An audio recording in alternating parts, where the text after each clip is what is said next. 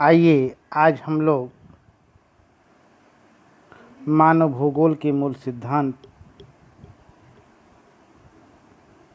की पुस्तक के 8वें अध्याय परिवहन एवं संचार का अध्ययन करते हैं। इसमें से काफ़ी चीज़ों का अध्ययन हम लोगों ने कर लिया है, जिसमें से सड़क परिवहन एवं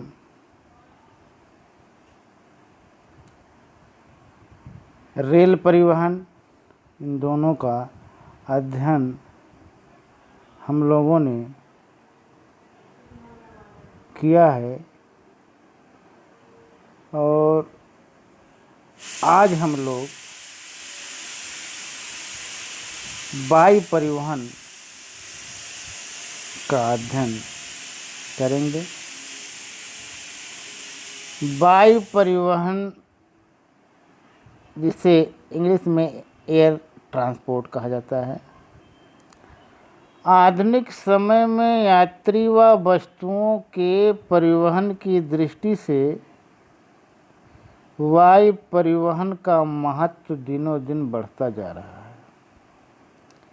इसके द्वारा तीव्र गति से वस्तुओं को एक स्थान से दूसरे स्थान तक पहुंचने की क्षमता के कारण यह परिवहन माध्यम दिनों दिन लोकप्रिय होता जा रहा है। किसी भी देश में वायु परिवहन हेतु कुछ भौगोलिक दशाओं का होना अति महत्वपूर्ण है। इसके लिए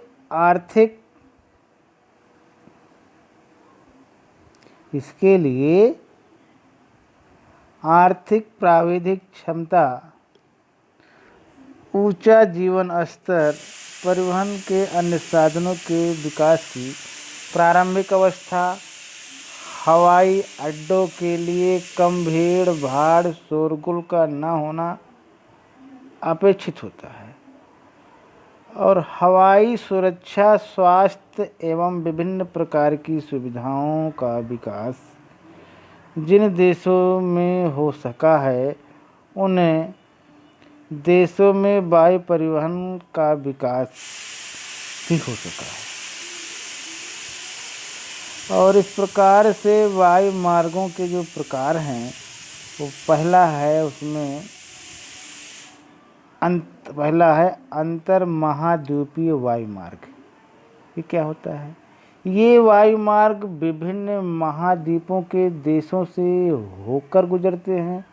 स्वाभाविक है कि इनकी लंबाई बहुत अधिक होती है, जैसे न्यूयॉर्क, लंदन, पेरिस, रोम, काहिरा, दिल्ली, मुंबई, कोलकाता, हांगकांग, टोक्यो वायु मार्ग। इस प्रकार से आगे देखेंगे कि दूसरा है महाद्वीपीय वायु मार्ग।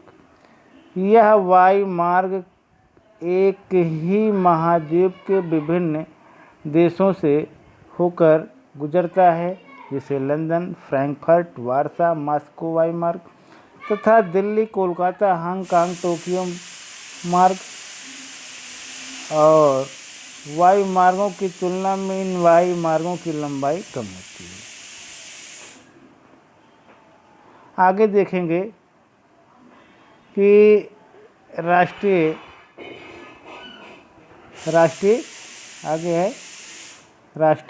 वायु मार्ग।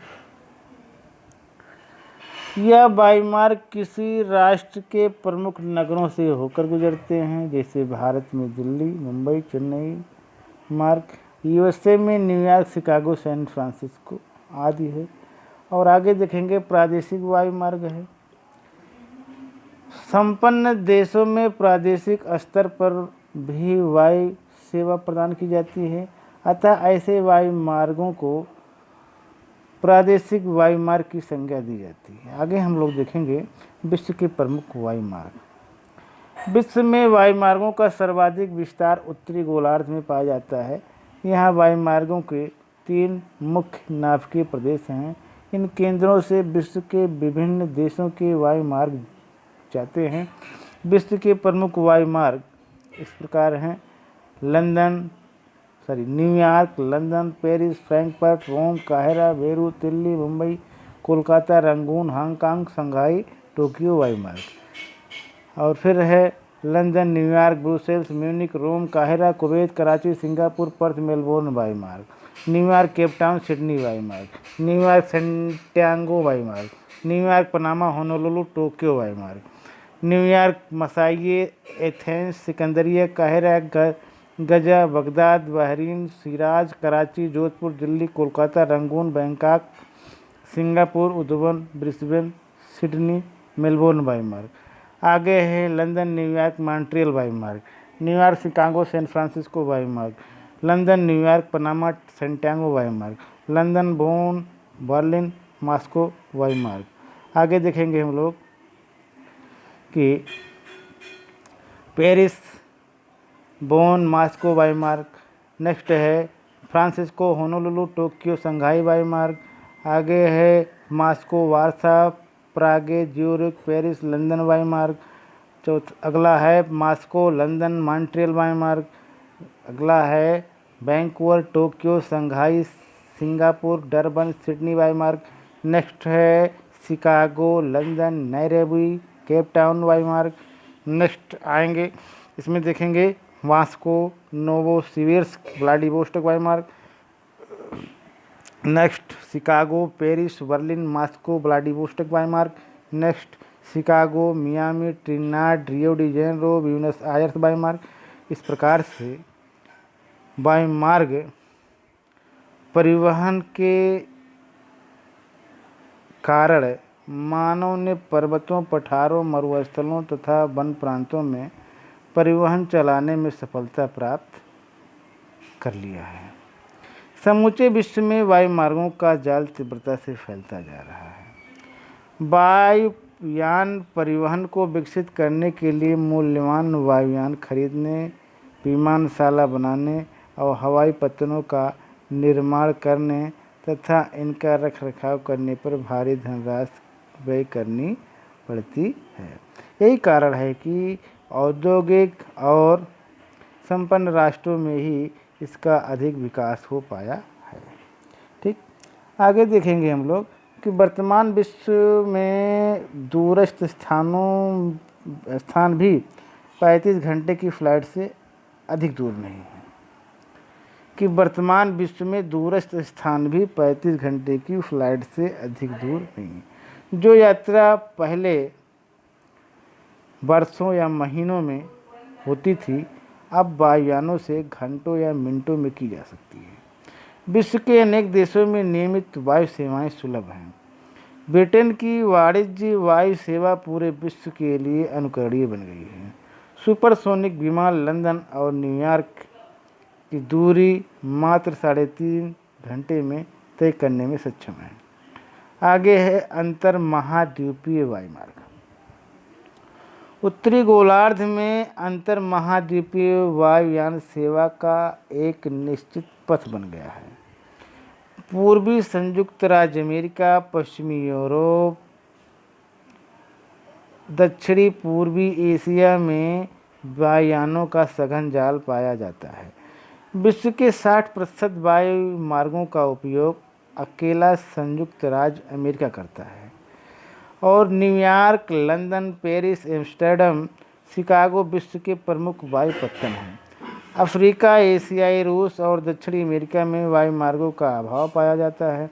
दक्षिण गोलार्ध में 10 डिग्री से 35 डिग्री अक्षांशों के मध्य अपेक्षाकृत विरल जनसंख्या, कम स्थलखंड और आर्थिक विकास के पिछड़ेपन के कारण वायु सेवाओं का अधिक विकास नहीं हो पाया है।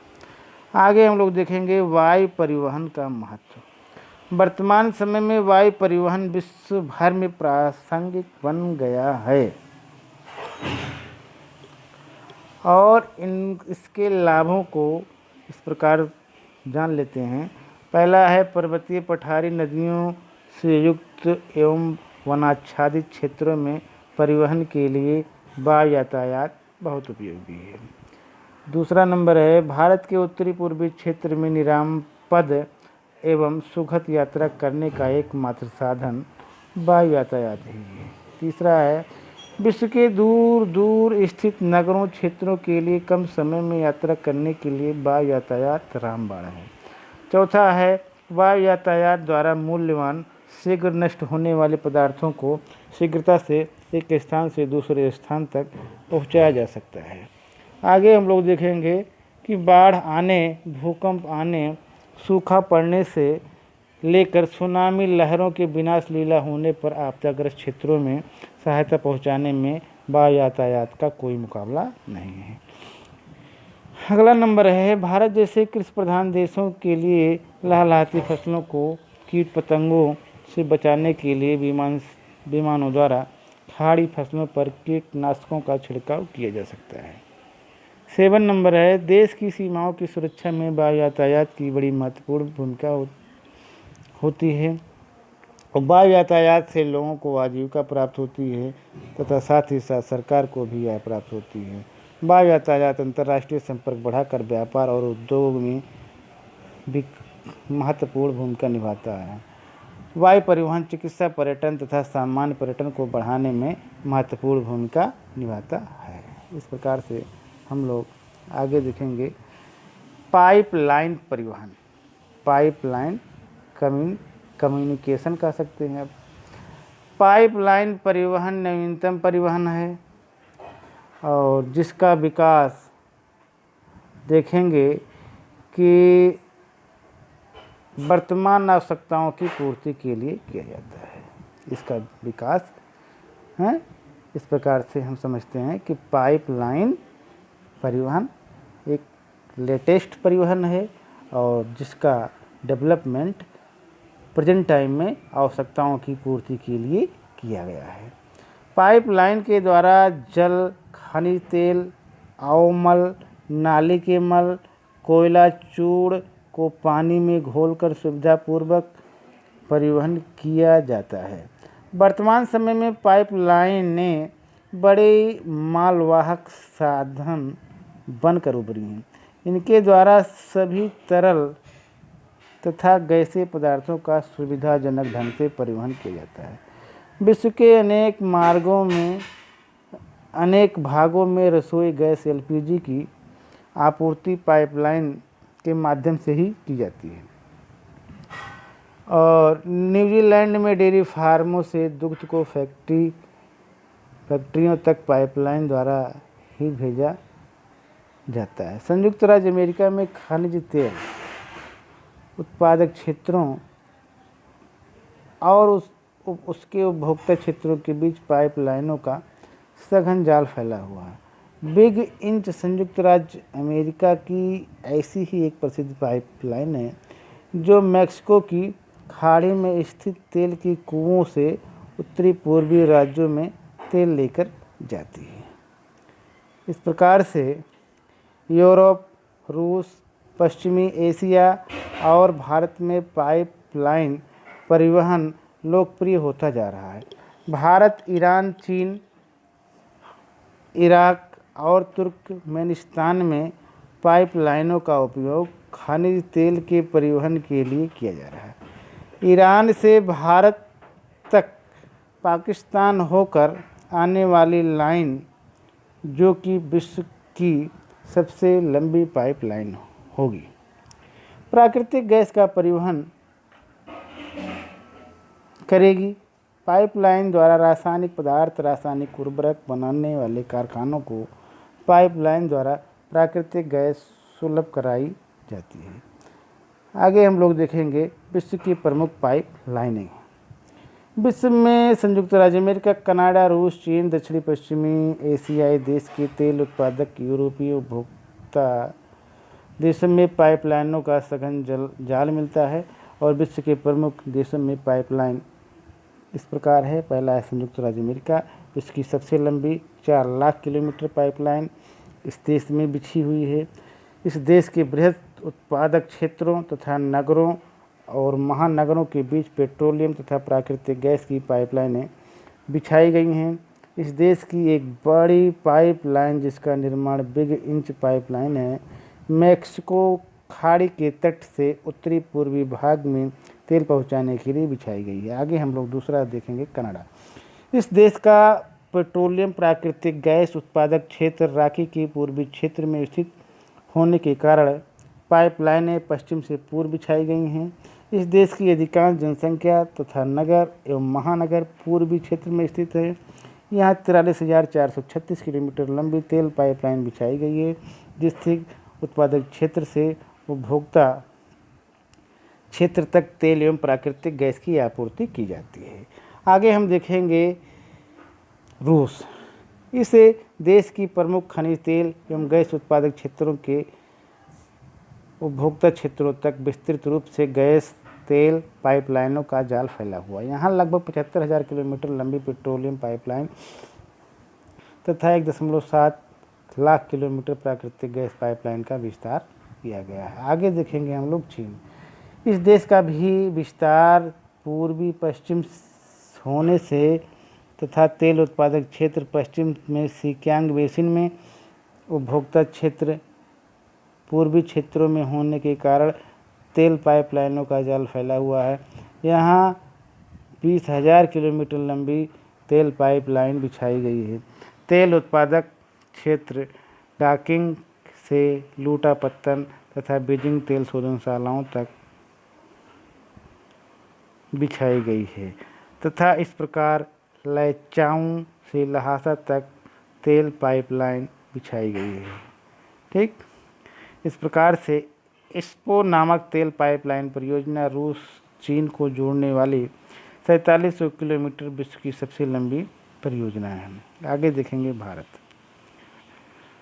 भारत में प्रमुख तेल एवं गैस उत्पादक क्षेत्र से तेल शोधनशालाओं तक पाइपलाइन बिछाई गई है, जिसमें खनिज तेल की पाइपलाइन 2400 किलोमीटर तथा प्राकृतिक गैस की पाइपलाइन 1822 किलोमीटर लंबाई तक बिछाई गई है। गैस पाइपलाइन मुख्य रूप से उत्पादक क्षेत्रों से उपभोक्ता क्षेत्र तक फैलाया गया है, जो हजीरा विजयपुर जगदीशपुर पाइपलाइन 1750 किलोमीटर प्रथम चरण में हजीरा विजयपुर तथा द्वितीय चरण में विजयपुर से आंवला तक 1988 में पूर्ण कर ली गई। यह विश्व की सबसे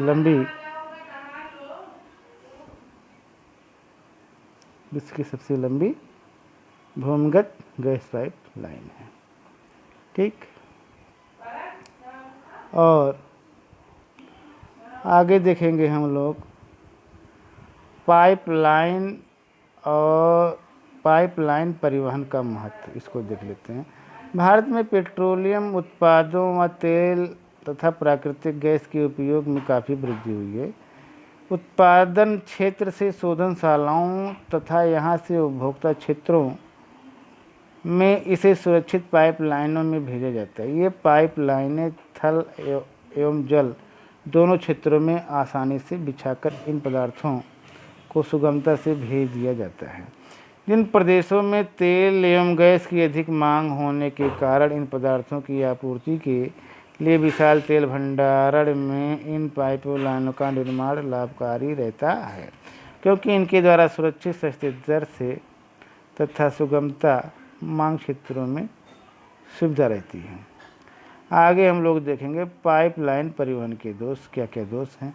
इसमें पाइपलाइन भूमि में गहराई में बिछाई जाती है और तांबे से बनती है, इसे बनाने में भारी धन व्यय करना पड़ता है। सेकंड है, इस बार पाइप बिछ जाने से एक बार पाइप बिछाने के बाद इनकी क्षमता में वृद्धि करना संभव नहीं होता है। थर्ड है, पाइपलाइन परिवहन के रखरखाव सुरक्षा में भारी व्यय करना पड़ता है। और फोर्थ है, पाइपलाइन में एक बार रिसाव हो जाने पर इसका पता लगाना काफ़ी कठिन है, अतः इसके रिसाव से भारी हानि उठानी पड़ती है। और आगे देखेंगे फिफ्थ में, निर्धन देशों के लिए पाइपलाइन परिवहन मात्र एक सपना ही होता है। आगे है, हम लोग संचार के बारे में भी थोड़ा देख लेते हैं। कम्युनिकेशन जिसको कहते हैं, संचार का सामान्य अर्थ है संदेशों का प्रसारण। प्राचीन काल में संदेश धुएं से ढोल बजाकर पक्षियों द्वारा संदेश वाहक द्वारा भेजे जाते थे। धीरे धीरे संचार तंत्र का विकास हुआ और टेलीग्राम और टेलीफोन ने संचार के क्षेत्र में नई क्रांति ला दी। 1844 ईस्वी में सैमुअल मोरस ने टेलीग्राफ का आविष्कार कर मानव मात्र को संदेश वाहन का जो उपहार दिया। ग्राहम बेल ने टेलीफोन और मार्कोनी ने रेडियो संचार के द्वार खोलकर संचार तंत्र को फैलाने में सहयोग प्रदान किया। टेलीग्राफ और टेलीफोन ने अमेरिका में उपनिवेश की स्थापना में बड़ा सहयोग दिया। 20वीं शताब्दी में टेलीग्राफ तथा टेलीफोन कंपनियों पर संयुक्त राज्य अमेरिका का एकाधिकार था। टेलीफोन संचार का नवीनतम तंत्र बनकर अमेरिका में नगरीकरण क्रांति लाने वाला वाहक बना। ठीक इस प्रकार से वर्तमान में टेलीफोन का स्थान सेलफोन ने ले लिया है, जिसे उपग्रहों ने सफल बनाया है। ठीक आगे हम लोग देखेंगे कि संचार तंत्र का नवीनतम रूप उपग्रह, बेतार, कातार, कंप्यूटर, फैक्स, इंटरनेट के रूप में देखने को मिलता है और तीव्रतम विकास की इस दौड़ में संचार क्षेत्र को भी पीछे नहीं रहा है। ऑप्टिकल तारों और तांबे के तारों द्वारा आंकड़े की विशाल मात्राओं का त्रुटिहीन संप्रेषण संभव हो गया है। दूर संचार का कंप्यूटर के साथ विलय हो जाने पर एक समन्वित नेटवर्क बना जिसे इंटरनेट कहा जाता है। आगे हम लोग देखेंगे उपग्रह संचार। विज्ञान के विकास और नवीन अनुसंधानों ने मानव के उपग्रह को विकसित करने में सक्षम बना दिया है। इस व्यवस्था में कृत्रिम उपग्रह अंतरिक्ष में स्थापित करके संचार तंत्र को फैलाया जाता है। उपग्रह संचार ने हमें सेलफोन के रूप में संचार का नया उपहार दिया। केवल दूरदर्शन उपग्रह संचार सेवा का अद्भुत क्रियाकलाप है। सेलफोन प्रत्येक की जेब में है, जब चाहे, जहाँ चाहे, जिसे चाहे, मन चाहे बात करके संचार से जुड़ सकते हैं। इंटरनेट वर्तमान संचार तंत्र का एक नया आश्चर्य है, जो विद्युतीय जाल के रूप में 100 से अधिक देशों में लगभग 1000 करोड़ लोगों को संचार तंत्र के सूत्र में जोड़ने में सक्षम है। आगे हम लोग देखेंगे कि 1970 ईस्वी में संयुक्त राज्य अमेरिका और रूस ने अंतरिक्ष विज्ञान के क्षेत्र में अग्रणी शोध करके उपग्रह संचार व्यवस्था का श्रीगणेश किया। पृथ्वी की कक्षा में स्थापित कृत्रिम उपग्रहों ने पृथ्वी के दूरस्थ स्थानों का संचार तंत्र से जोड़कर उनकी दूरियों को घटा दिए हैं। इससे संदेश वाहन सस्ता और सुलभ हो गया है। इस प्रकार से हम लोग देखेंगे कि साइबर स्पेस इंटरनेट, इसको भी थोड़ा देख लेते हैं। 20वीं शताब्दी में सूचना प्रौद्योगिकी के क्षेत्र में एक नई क्रांति उपजी जिसे साइबर स्पेस इंटरनेट कहा जाता है। दूरसंचार के इंटरनेट से जुड़ जाने पर एक समन्वित इलेक्ट्रॉनिक सूचना प्रणाली का जन्म हुआ जिसे इंटरनेट नाम दिया गया। साइबर स्पेस विद्युत का कंप्यूटरीकृत स्पेस का संसार तथा अर्थात इसे इन शब्दों में परिभाषित किया जा सकता है। यह एक ऐसी प्रक्रिया है जो संदेश भेजने वाले और प्राप्त करने वाले के शारीरिक संचलन के बिना कंप्यूटर पर सूचनाओं के प्रेषण और प्राप्ति की विद्युतीय अंकीय दुनिया है। ठीक इस प्रकार से इंटरनेट ने साइबर स्पेस को सभी जगह पहुंचा दिया। आप नौका में बैठकर वायुयानों में यात्रा करते समय अथवा कार्यालय या खेत खलिहान में इसका उपयोग कर सकते हैं। ठीक ये आधुनिक युग की सबसे लेटेस्ट टेक्नोलॉजी है। इस प्रकार से आज यहीं तक। धन्यवाद।